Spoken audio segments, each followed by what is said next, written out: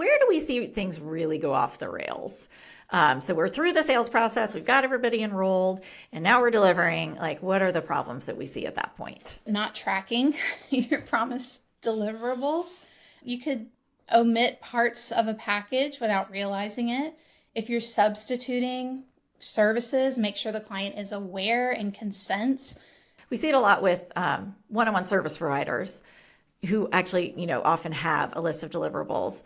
But even with like a high-level coaching program, sometimes there's some like done for you or done with you elements, or maybe they get a bonus call or a bonus like sales page review. Again, like there's a lot of moving parts in a launch and in running a big program. And so making sure that you actually are tracking that so that it doesn't get to the end and then someone says, well, where's this? I was expecting XYZ, and it had flown out of your brain because you had a lot of other stuff going on. Yes, exactly. I mean, not only tracking your deliverables, what you're offering, but also tracking your client results.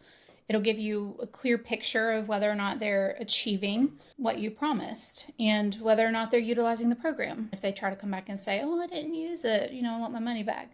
Yeah, I mean, I think the problems that we see are either someone's not using the program or they're not getting results. And so the clients that we have who are the most successful with dealing with unhappy customers, they see that early. They see that in month 1 or month 2 in a 6-month program. And so they're not waiting until the end.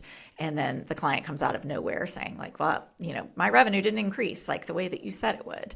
Right. You should be seeing those trends early on. So you can either step in, offer additional support, maybe like help them make sure, like Bethany said, they got good value. Even if they don't achieve what they had hoped, if they feel supported, often that's going to resolve a complaint.